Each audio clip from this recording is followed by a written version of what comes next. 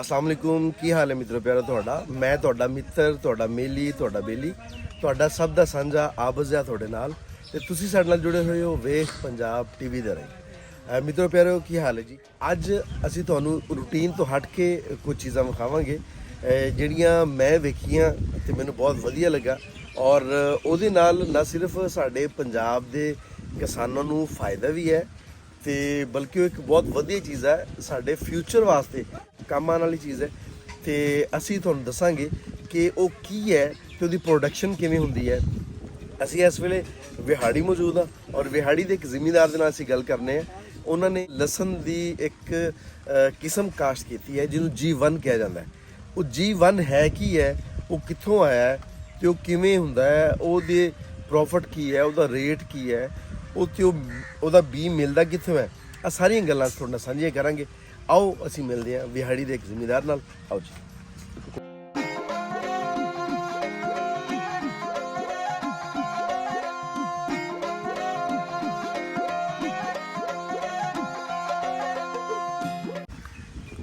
अस्सलाम वालेकुम ਕੀ ਹਾਲ ਹੈ ਜੀ? अलहमदुलिल्लाह ਠੀਕ ਹੋ ਜੀ?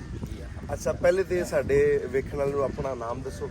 मेरा नाम मोहम्मद अली भट्टी है ਜੀ मैं बिहाड़ी ਦੇ ਰਹਿਣ ਵਾਲਾ ਸ਼ਹਿਰ ਦਾ। ਅੱਛਾ ਤੇ ਮੁਹੰਮਦ ਅਲੀ ਭੱਟ ਸਾਹਿਬ ਅਸੀਂ ਅੱਜ ਤੁਹਾਡੇ ਕੋਲੇ ਇਸ ਵਾਸਤੇ ਹਾਜ਼ਰ ਹੋਏ ਹਾਂ ਕਿ G1 ਦਾ ਸਾਨੂੰ ਪਤਾ ਚੱਲਿਆ ਸੀ ਕਿ G1 ਤੁਸੀਂ ਇੱਥੇ ਕਾਸ਼ਤ ਕੀਤਾ ਹੈ ਤੇ ਹੈ ਕੀ ਹੈ, ਆ ਕੀ ਬਲਾ ਹੈ, ਕਿੱਥੋਂ ਆਈ ਹੈ, ਇਹਦਾ ਬੜਾ ਚਰਚਾ ਹੋ ਰਿਹਾ ਅੱਜ ਕੱਲ੍ਹ। ਜੀ ਕਹਿੰਦੇ ਨੇ ਜੀ ਗਾਰਲਿਕ ਨੂੰ, ਗਾਰਲਿਕ ਕਹਿੰਦੇ ਨੇ ਲਸਣ ਨੂੰ ਜੀ ਵਨ ਇਹਦਾ ਨੰਬਰ 1 ਨੰਬਰ। ਹਾਂ ਇਹ ਪਾਕਿਸਤਾਨ ਦੇ ਅੰਦਰ 5-6 ਸਾਲ ਤੋਂ ਇਹ ਨਵਾਂ ਸੀਡ ਤਿਆਰ ਹੋਇਆ ਹੈ। ਸਾਡਾ ਇੱਕ ਇਦਾਰਾ ਹੈ NARC, ਉਸਨੇ ਇਸ ਨੂੰ ਤਿਆਰ ਕੀਤਾ ਹੈ ਔਰ ਅਲਹਮਦੁਲਿਲਾ ਇਹ ਇਤਨਾ ਪ੍ਰੋਫਿਟੇਬਲ ਹੈ ਇਸ ਵਕਤ ਕਿ ਬੰਦੇ ਦੀ ਸੋਚ ਤੋਂ ਵੱਧ ਬਹੁਤ ਹੀ ਅੱਗੇ ਔਰ ਉਹ ਜ਼ਿਮੀਂਦਾਰਾਂ ਨੂੰ, ਛੋਟਿਆਂ ਨੂੰ, ਵੱਡਿਆਂ ਨੂੰ ਸਭ ਨੂੰ ਹੀ ਇਸ ਦਾ ਫਾਇਦਾ ਹੋਣਾ ਹੈ। ਬਲਕਿ ਮੁਲਕ ਪਾਕਿਸਤਾਨ ਨੂੰ ਇਸ ਦਾ ਅੱਗੇ ਜਾ ਕੇ ਇੰਨਾ ਫਾਇਦਾ ਹੋਣਾ ਜਿਹੜਾ ਮੁਬਾਦਲਾ ਬੰਦਾ ਸੋਚ ਹੀ ਨਹੀਂ ਸਕਦਾ। ਅਲਹਮਦੁਲਿਲਾ ਇਹ ਐਸੀ ਚੀਜ਼ ਮੁਲਕ ਦੇ ਅੰਦਰ ਪੈਦਾ ਹੋ ਗਈ ਕਿ ਇਸ ਦਾ 250-300 ਮਣ ਤੋਂ ਜ਼ਿਆਦਾ ਇਸ ਦੀ ਜਿਹੜੀ ਪ੍ਰੋਡਕਸ਼ਨ ਹੈ ਪਰ ਏਕੜ 250-300 ਮਣ ਜੀ। ਮਤਲਬ ਆ ਤੇ ਮੇਰਾ ਨਹੀਂ ਖਿਆਲ ਕਿ ਇਸ ਅੱਜ ਤੋਂ ਕੋਈ 2-4 ਸਾਲ ਪਹਿਲੇ ਇਮੇਜਿਨ ਵੀ ਕੋਈ ਬੰਦਾ ਕਰ ਸਕਦਾ ਹੈ। ਦੇਸੀ ਸਾਡੇ 50 ਮਣ 60 ਮਣ ਤੋਂ ਵੱਧ ਹੁੰਦਾ ਹੀ ਨਹੀਂ ਸੀ। ਹਾਂ ਹਾਂ ਅੱਛਾ ਤੇ ਇਹ ਬੀ ਹੈ ਕਿੱਥੋਂ ਦਾ? ਇਹ ਬੀ ਪਾਕਿਸਤਾਨੀ ਹੈ ਜੀ। ਹਾਂ ਸਾਡੇ NARC ਦਾ ਬਣਾਇਆ ਹੋਇਆ ਹੈ ਜੀ। ਤੇ ਪਹਿਲੇ ਉਹਨਾਂ ਨੇ ਜਿੱਥੋਂ ਵੀ ਲੈ ਕੇ ਆਏ ਹੋਣਗੇ ਬਹਰਹਾਲ ਇਸ ਵਕਤ ਪਾਕਿਸਤਾਨ ਨੇ ਹੀ ਇਸ ਨੂੰ ਤਿਆਰ ਕੀਤਾ ਔਰ ਦੁਨੀਆ 'ਚ ਇੰਟਰੋਡਿਊਸ ਹੋ ਰਿਹਾ ਹੈ। ਮੁਲਕ ਕੋਸ਼ਿਸ਼ ਕਰ ਰਹੇ ਨੇ ਇਸ ਨੂੰ ਲੈਣ ਮਗਰ ਹਾਲੇ ਪਾਕਿਸਤਾਨ ਦਾ ਐਕਸਪੋਰਟ ਜ਼ੋਨ ਇਸ ਨੂੰ ਇਜਾਜ਼ਤ ਨਹੀਂ ਦੇ ਰਿਹਾ। ਹਰੇ ਮੁਲਕ ਦੇ ਅੰਦਰ ਹੀ ਇਸ ਨੂੰ ਪ੍ਰਵਾਨ ਚੜਾਉਣਾ। ਸਹੀ।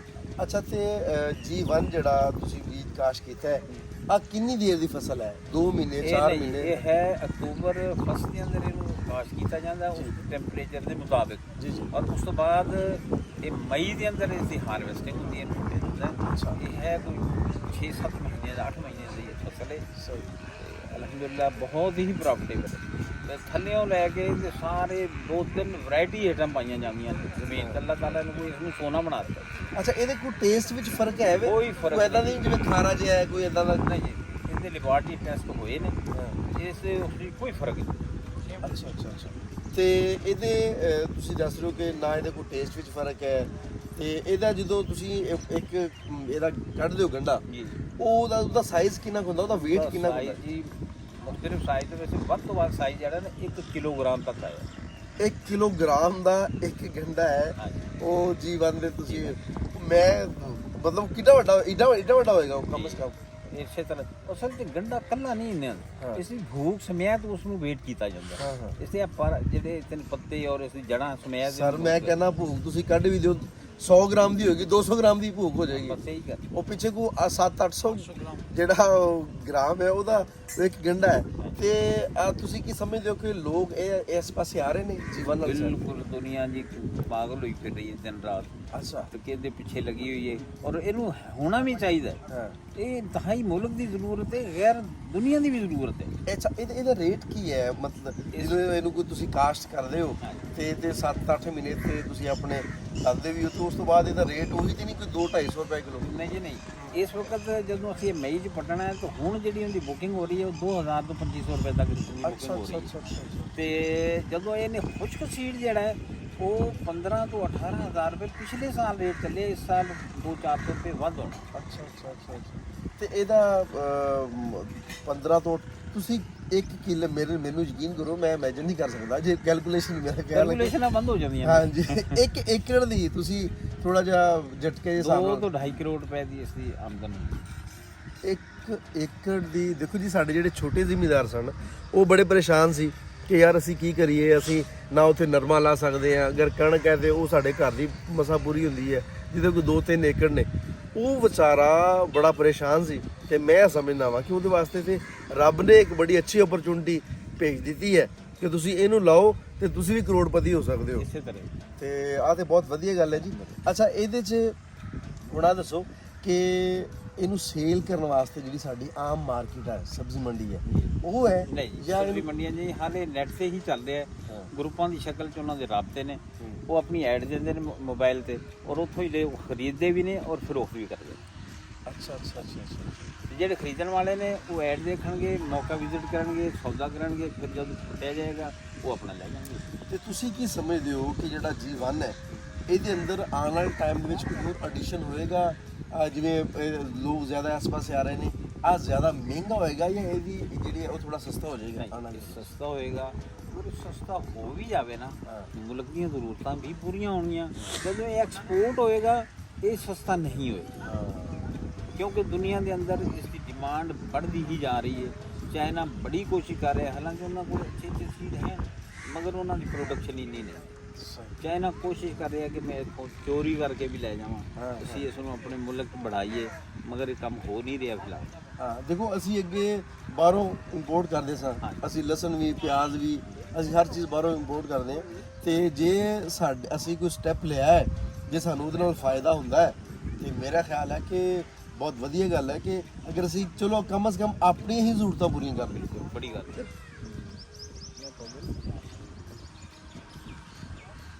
ਤੁਸੀਂ ਪੌਦਾ ਦੇਖ ਰਹੇ ਹੋ, ਹੁਣ ਇਸ ਤਰ੍ਹਾਂ ਦੇ ਪੌਦੇ ਦੀ ਗਰੋਥ ਆਮ ਗਰੋਥ ਨਹੀਂ ਹੈ। ਮੈਂ ਇਹ ਸਮਝਦਾ ਇਹ ਜਿਹੜਾ ਇਸ ਦਾ ਇਹ ਗੱਠਾ ਹੈ ਨਾ, ਇਹ ਸਾਨੂੰ ਆਮ ਰੂਟੀਨ ਤੋਂ ਹਟ ਕੇ ਨਜ਼ਰ ਆ ਰਿਹਾ ਕਿ ਵੀ ਇਸ ਦਾ ਵੇਟ ਜ਼ਿਆਦਾ ਹੋਏਗਾ। ਅੱਛਾ, ਇਤਨੀ ਤੰਦਰੁਸਤੀ, ਪਰ ਇਹ ਜ਼ਿਮੀਂਦਾਰ ਨੂੰ ਆਖਿਰ ਤੱਕ ਇਸ ਦੀ ਆਪਣੀ ਕੇਅਰ ਕਰੇਗਾ ਤਾਂ ਇਨਸ਼ਾਅੱਲਾ ਤਾਂ ਹੀ ਕਰੋੜਾਂ ਰੁਪਏ ਕਮਾਏਗਾ। ਸਹੀ। ਅਗਰ ਅਸੀਂ ਇਸ ਤੇ ਥੋੜੀ ਜਿਹੀ ਵੀ ਗਫਲਤ ਕਰਾਂਗੇ ਤਾਂ ਫਿਰ ਇਹ ਵੀ ਸਾਡੇ ਨਾਲ ਉਸ ਤਰ੍ਹਾਂ ਦੀ ਵਧਾਈ ਨਹੀਂ ਕਰੇਗਾ। ਤੇ ਇਸ ਤੋਂ ਇਲਾਵਾ ਇਸ ਦੇ ਅੰਦਰ ਹਾਲੇ 1 ਮਹੀਨਾ ਬਕਾਇਆ ਹੈ ਇਸ ਪੌਦੇ ਦੇ, ਇੱਕ ਸਟੈਪ ਨਿਕਲਣਾ ਹੈ, ਉਹ ਫੁੱਲ ਤੋੜਨਾ ਹੈ, ਫਿਰ ਉਸ ਤੋਂ 1 ਮਹੀਨਾ ਬਾਅਦ ਇਹ ਤਿਆਰ ਹੋਏਗਾ। ਹਾਲੇ ਇਸ ਦੇ 1.5 ਤੋਂ 2 ਮਹੀਨੇ ਲੱਗ ਜਾਣੇ ਨੇ ਇਸ ਪੌਦੇ ਨੂੰ ਤਿਆਰ, ਔਰ ਉਦੋਂ ਤੱਕ ਇਹ ਪੌਦਾ ਬਹੁਤ ਮਜ਼ਬੂਤ ਹੋਏਗਾ ਇਨਸ਼ਾਅੱਲਾ।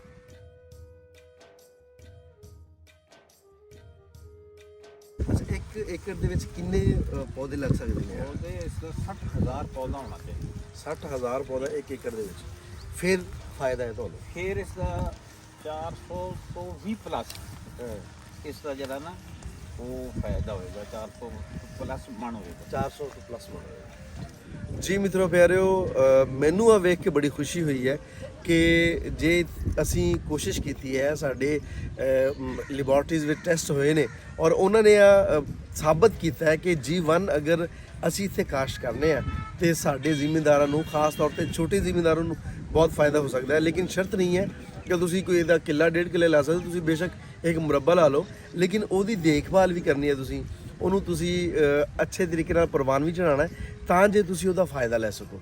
ਤੇ G1 ਲਸਣ ਦੇ ਵਿੱਚ ਮੈਂ ਸਮਝਦਾ ਕਿ ਇੱਕ ਸ਼ਾਹਕਾਰ ਹੈ ਇਸ ਦੌਰ ਦਾ, ਤੇ ਇਹਨੂੰ ਜ਼ਰੂਰ ਅਵੇਲ ਕਰਨਾ ਚਾਹੀਦਾ। ਤੁਹਾਡੇ ਕੋਲ ਬਹੁਤ ਅੱਛੀ ਓਪਰਚੁਨਿਟੀ ਹੈ ਤੇ ਇਹਦੇ ਨਾਲ ਤੁਸੀਂ ਵੀ 1 ਕਿੱਲੇ ਦੇ ਵਿੱਚੋਂ ਕਰੋੜਾਂ ਰੁਪਏ ਕਮਾ ਸਕਦੇ ਹੋ। ਇਹਦੇ ਨਾਲ ਹੀ ਸਾਨੂੰ ਇਜਾਜ਼ਤ ਦਿਓ। ਆਪਣਾ ਤੇ ਆਪਣਿਆਂ ਦਾ ਰੱਖਿਆ ਜੇ ਢੇਰ ਸਾਰਾ ਖਿਆਲ। ਮੇਰਾ ਪਿਆਰ, ਮੇਰੀਆਂ ਮੁਹੱਬਤਾਂ ਤੁਹਾਡੇ ਸਾਰਿਆਂ ਦੇ ਨਾਲ। ਜਿਉਂਦੇ ਵਸੋ ਤੇ ਖਿੜ ਖਿੜ ਹੱਸੋ। ਰੱਬ ਰਾਖਾ।